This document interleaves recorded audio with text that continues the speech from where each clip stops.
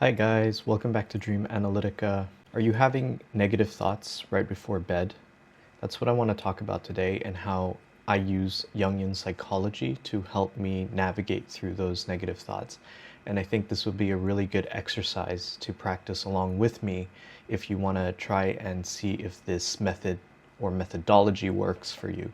I think it's really fascinating because I did experiment on myself a few nights ago when I started having these very negative thoughts. It's also tied to my personality type because I am an introvert and I am a thinking type. So what happens is I can go into this what we call analysis paralysis, where I just reflect back on past experiences, past memories, and stuff like that. And it's sort of because it's more unconscious, because my functions in my function stack, I have these negative thoughts about myself, about what other people have maybe said, but not intended to. Like their intention was not to sound mean or negative in any case. But I would have these thoughts, just these really terrible thoughts, right before bed, and as a matter of fact, it prevented me from having good or proper sleep because I would just keep tossing and turning, thinking about these things. So if you're having those negative thoughts, try this exercise and see if it works, and leave a comment in the comment section to see what your experience with it is like. Again, this is not a cure or anything like that. This is simply an experiment that we're going to try because it has worked for me and it has worked for other people. And it is tied to Jungian psychology, and this is why Jungian psychology is so powerful. So without further ado, let's get into it. So right before bed, when you start having these negative thoughts, or even if you're in conscious reality right now, having negative thoughts about yourself, if you're having these really anxiety-inducing thoughts, I want you to close your eyes. I know it sounds cheesy, lame, cliche, whatever you want to call it. Close your eyes and let those thoughts come in. Listen to them. What starts to happen is you're going to start seeing a figure, a person, someone you know, perhaps. And then you realize that this figure that appears in your thoughts, in your imagination, was that very person that might have said something to you that made you feel hurt or insulted you. Or it could be from your past, like your parent or your sibling, your ex-best friend, your ex-girlfriend slash boyfriend. You start to see an image of a person and it'll be very distinct. So what you do now is you let them talk. You start hearing the voices. You start letting these voices come into your consciousness. And then you start imagining that person. Okay? Now this isn't a blame game. We're not trying to blame that person that appears in our thoughts at all. That's not what it's about.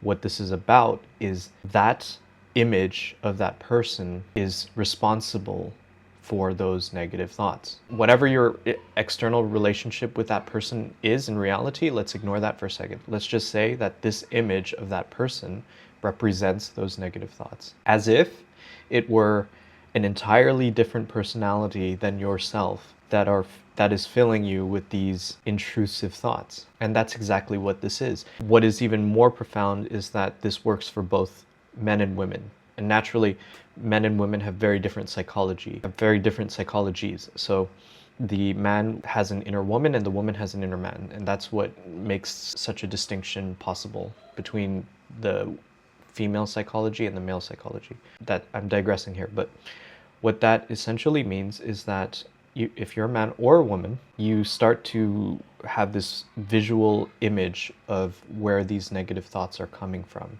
And that is very important because what that ultimately tells you, and it may sound like it's just all coming from my head. This is just an imagination or what, that's exactly right. It's your imagination. These thoughts are your imagination. And if you take your imagination as a separate personality as well, you'll understand that these thoughts are coming from this other personality within yourself. Why that personality is doing those things to you? Why is he or she saying these horrible things to you?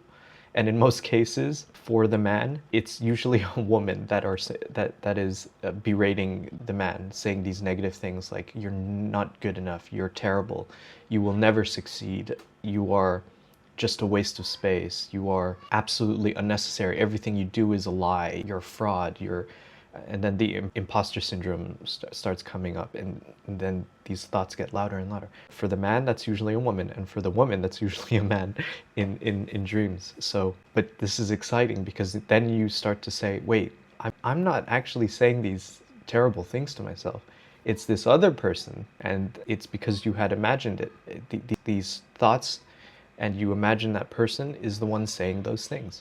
So what that does for you psychologically speaking in the Jungian sense is it enables you to distinguish what is yours, the ego, and what is not yours, the unconscious. So now we get into the dynamic. Why is it doing this? Why are these thoughts being projected at you from your unconscious? What is your unconscious trying to tell you? I think the first most important thing that we did with this exercise is, first of all, listen to those thoughts from an objective standpoint, from an outsider's standpoint. Just like as if you were standing there and the person insulting you is standing here, and you're just kind of watching it with indifference. And that's really important. Just try to be indifferent about it first. So giving yourself that time to listen to yourself is very important. So you're kind of just an active or passive observer of your own thoughts. Okay, so I'm gonna tell you later why it's related to Jungian psychology. So now you understand that these thoughts are not coming from yourself. Now, why are these thoughts happening? Why is this personality within you being so terrible to you? Why is he saying these things? Why is she saying these things? Well, it's probably because, just like an internal relationship or external relationship, like if you have with your spouse, what happens if you neglect your spouse? What happens if you lock your spouse into a closet for so many days and don't recognize them? If you ignore them, they're gonna lash out, they're gonna explode, they're gonna attack you. So what is ultimately happening is you're probably neglecting some part of your personality that just wants to be realized. And what we have done just now in this very exercise, when you started to imagine it and you started to see this person appear, is that you have made them conscious. You have not neglected them anymore. So you sort of separated yourself from these thoughts, and now you can see that these thoughts are coming from this other personality inside yourself that is probably in a bad state because we mistreated it in some way. In other words, we've mistreated ourselves in some ways. So ultimately what we're trying to do is distinguish and try to separate these thoughts from ourselves, and then understand the relationship. Once you become conscious of this inner personality that is doing this to you, and you separate yourself from it, then your feelings are no longer hurt, and you can understand that, okay, these thoughts aren't actually based on reality. They're this inner personality within myself that is just angry or moody or unhappy about some situation because I have neglected it.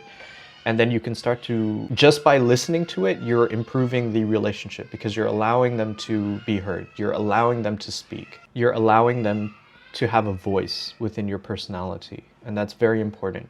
What this exercise is ultimately called is, in Jungian psychology, is called active imagination. And it's one of the most powerful forms of engaging with the unconscious directly, not passively like we do through dreams, but actively. That's why it's called active imagination. It's an active engagement with our unconscious processes, allowing our voice to be heard, the ego, with our unconscious. Because what happens is when we dream, we're sort of like this passive observer. We can't really control what is going on.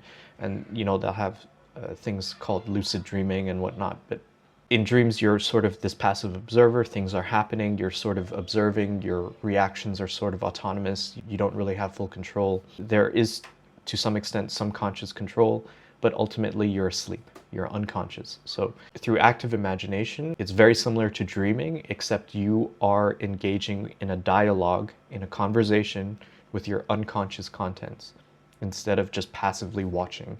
And that gives you a lot more control about the narrative, about the outcome of the dialogue, about the situation. So again, back to these negative thoughts. Once you're able to separate them, they no longer have that impact on you. You become indifferent. You realize, wait a minute, none of these thoughts are actually true. You're just moody right now, whatever personality's inside you. You start to talk to them. You let them say their piece. Okay, you think I'm useless, you think I'm a failure, fine. But actually, I I released my app, I study hard, I work really hard, none of what you're saying actually has any validation in reality. And that's true because that unconscious personality is in the unconscious. He or she is not adapted to the real world. So they don't really know what's going on in the real world. So there's no validation. And then also, if you're having thoughts about, like, let's say this person, like a friend or a colleague or some whatever, you're having those thoughts about them thinking something negative about you, why not just, if your unconscious is really saying that these things are true about yourself, why don't you just go out there and validate? As a thinking type, that's what I would do. I would go out and validate it. So I would directly ask the person in which I've had negative thoughts about, do you think this about me? And they'll be fine to tell you or not. I mean, it's something that you would want to experiment with, but try and validate it in reality and see if it's true. And most likely it's not true. So all these thoughts that you're having about yourself were completely false or exaggerated. So maybe there is some truth to it. Maybe you have a strong intuition and maybe, okay, they really did think like that you were doing something wrong or that they didn't see you in the right light or something like that. But it's exaggerated. It's overblown. Your intuition probably picked something up and it is true to an extent, but not the full extent. Your imagination just went wild there and is no longer valid. And that's okay. So what you can do is verify with reality instead of verify with your own thoughts.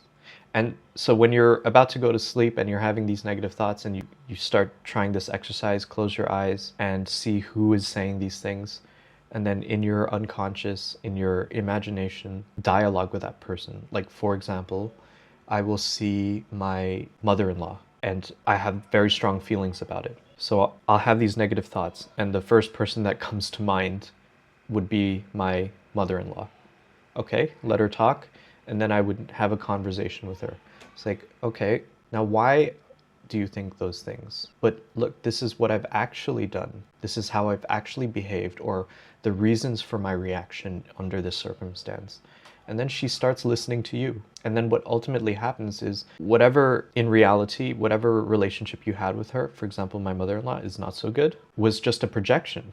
I had just projected my own things because she probably doesn't even think those things about me. She might have said something that really offended me, but she's probably not even, she probably didn't even realize that had affected me. And my unconscious blew it up to massive proportions to where I'm like distrusting everyone. So if I build the internal relationship properly, so too the external relationship will be okay because you've retracted your projection. It's really your internal relationship with your internal family that's what's causing your inner conflict. So again, this is not to say that you won't have outer conflict with people, definitely.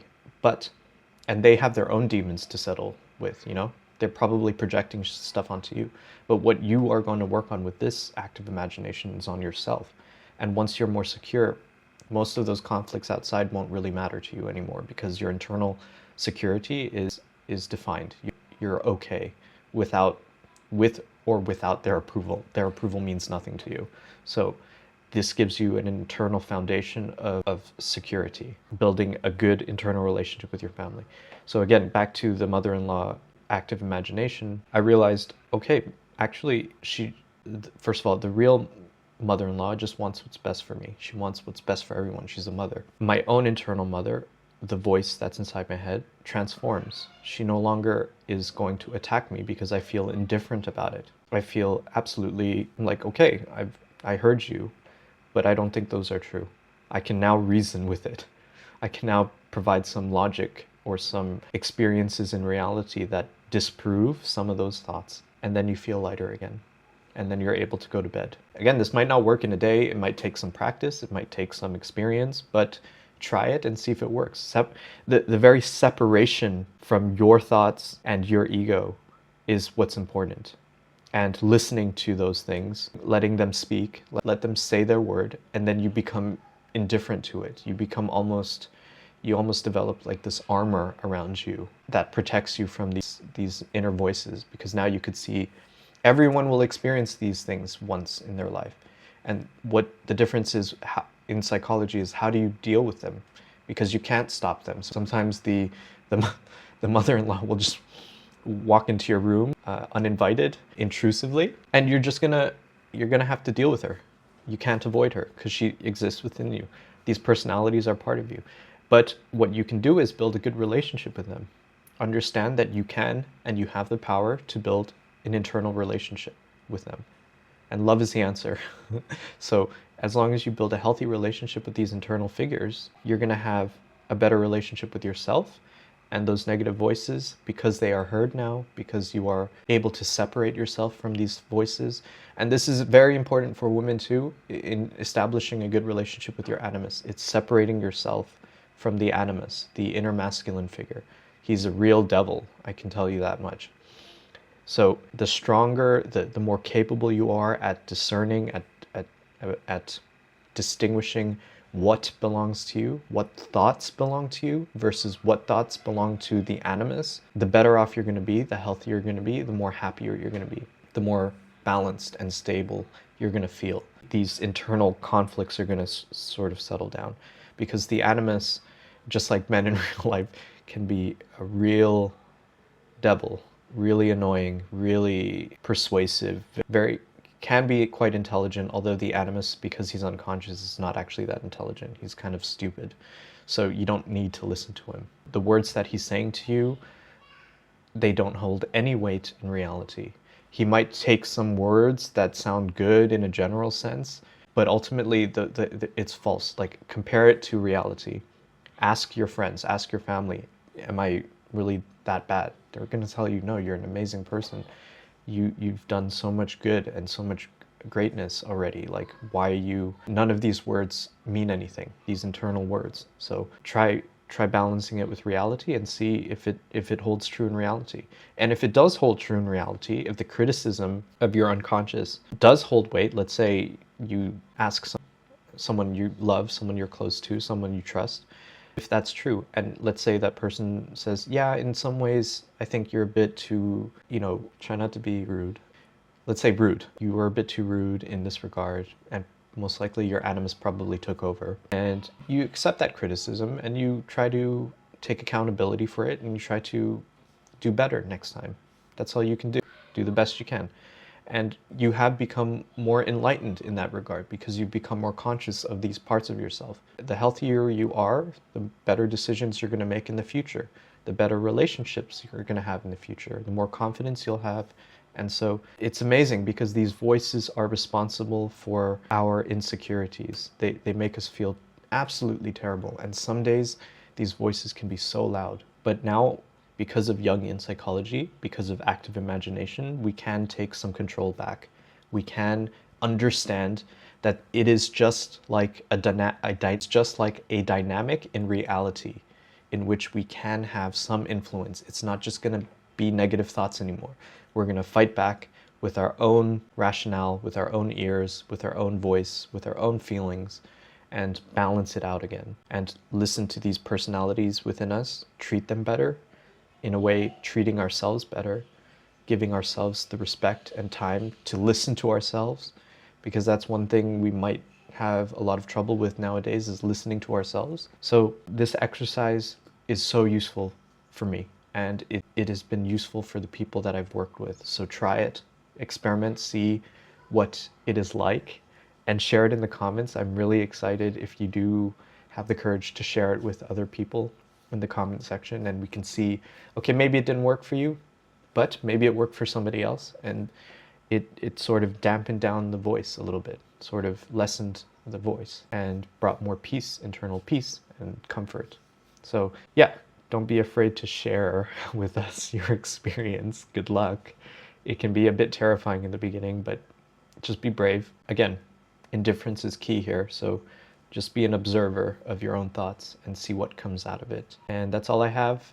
Let me know what you think. Let me know your experiences in the comments. And thank you so much for watching.